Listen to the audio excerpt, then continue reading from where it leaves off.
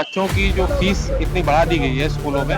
हम कम लोग हैं लेकिन 40 करोड़ बच्चों की बात कर रहे हैं। फीस दिन ब दिन बढ़ती चली जा रही है। मजदूर परिवार के बच्चे इतनी फीस बढ़ चुकी, वहाँ कैसे पढ़ेंगे। सरकार को एक फीस रेगुलेशन बिल लाना चाहिए। ऐसे स्कूल्स हैं जो फीस के नाम पर, एक्स्ट्रा करिकुलर एक्टिविटीज के नाम पर एक से एक फीस ले रहे हैं। ऐसे देश में भी आज तक प्राइवेट स्कूल की फीस के लिए कोई रेगुलेशन नहीं है। उत्तर प्रदेश के जो सरकारी स्कूल हैं उनकी व्यवस्था ऐसी है, अच्छी शिक्षा नहीं प्राप्त हो रही है, न बैठने के लिए बेंच है। नतीजा ये होता है कि सरकारी स्कूल में पढ़ने वाले बच्चों को नौकरी नहीं मिल पाती।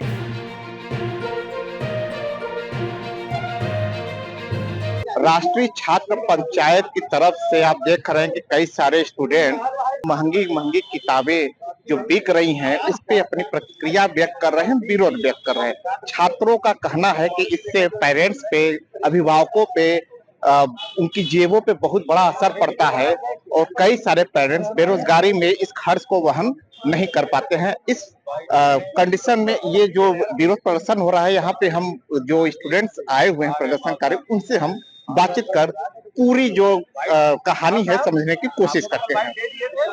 क्या नाम है भैया आपका? यशराज सिंह।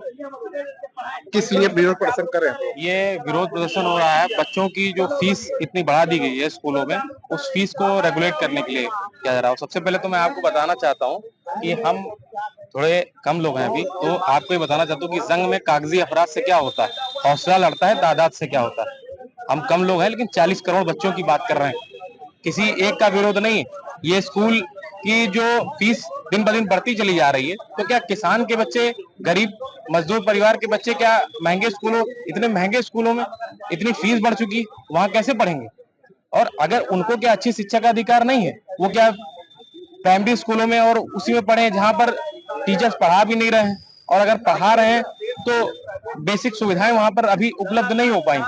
आप लोग का मेन जो है मुद्दा क्या है, मांग क्या है? मेन मांग ये है कि सरकार को एक फीस रेगुलेशन बिल लाना चाहिए। उत्तर प्रदेश की सरकार को एक फीस रेगुलेशन बिल ला करके एक समान शिक्षा, सबका अधिकार, मतलब तो गरीब। आप क्या सीबीएसई एनसीईआरटी सब पे लागू करवाना चाहते हैं या यूपी बोर्ड पे? यूपी, सीबीएसई, आईसीएसई सभी बोर्ड के स्कूल जो उत्तर प्रदेश या फिर पूरे देश के अंदर है, उन सबको एक समान लगभग मतलब फीस ला करके और सबको शिक्षा का अधिकार मिल सके। लेकिन यूपी बोर्ड की फीस तो पहले भी कम रही है, अब भी कम ही है। हम लोग भी जब पढ़ते रहे तो फीस इतनी। अब आपको मैं बताना चाहता हूँ, ऐसे ऐसे स्कूल्स हैं जो फीस के नाम पर, एक्स्ट्रा करिकुलर एक्टिविटीज के नाम पर एक से एक फीस ले रहे हैं और बढ़ा करके फीस ले रहे हैं। हाँ, प्राइवेट स्कूल 2 से 3 लाख 4 लाख रुपए फीस लेकर के और आगे कर रहे हैं। तो बस यही है कि फीस को कम करके और सभी बच्चों को शिक्षा, मतलब जो गरीब बच्चे हैं वो भी एक अच्छे स्कूल में पढ़ सकें। क्या क्या क्या सवाल क्या है?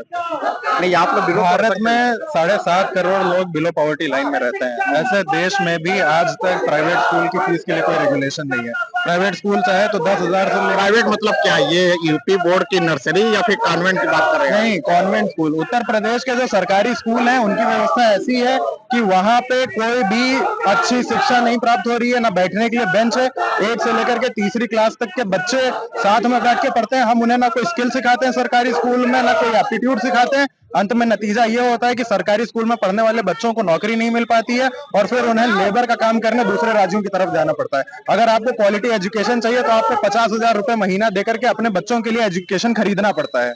क्वालिटी एजुकेशन कैसे मिलेगी? क्या चाहते हैं, क्वालिटी एजुकेशन कैसी हो, उसमें क्या आप शामिल करना चाहते हैं? पहले उसमें स्किल सिखाया जाए छात्रों को। उसमें छात्रों का अधिकार हो कि अगर उन्हें खेल का शौक है तो उन्हें खेल सिखाया जाए, लेखकी की शौक है तो लेखकी सिखाई जाए। उनको इतना बेसिक एप्टीट्यूड सिखाया जाए कि बच्चा अगर इंटरव्यू में बैठे तो वो इंटरव्यू निकाल सके। तो ये स्टैंडर्ड होने चाहिए क्वालिटी एजुकेशन के। होलिस्टिक एजुकेशन देना चाहिए, केवल किताबी ज्ञान, रटन विद्या नहीं देनी चाहिए। रटन विद्या नहीं देनी चाहिए, किताबी ज्ञान से थोड़ी सी परहेज करनी चाहिए। आखिरी आपसे लेते हैं तो मेरे भाई शिवम पांडे ये लड़ाई लड़ रहे हैं। मैं उनसे कहना चाहता हूं कि चले चलो कि चलना दलीले कामरीन है।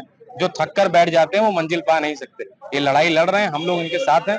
पूरे देश और प्रदेश का नौजवान और छात्र इनके साथ है और ये लड़ाई लड़ेंगे और एक दिन इनकी विजय होगी। एक दिन इनकी विजय होगी, एक दिन इनकी विजय होगी।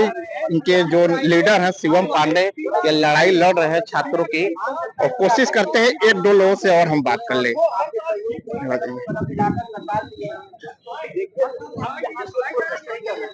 मैं लगातार 25 दिन से इसी बीच में धूप में गाँव इसलिए विरोध प्रदर्शन कर रहे हैं आप? ये विरोध प्रदर्शन किस लिए है? ये जो प्राइवेट स्कूल की जो फीस बढ़ी है उसके लिए है। जो प्राइवेट स्कूल ने एकदम से फीस बढ़ाई है, 2 साल से जो प्रदर्शन चल रहा है प्राइवेट फी रेगुलेशन पे, उसके लिए धरना प्रदर्शन है।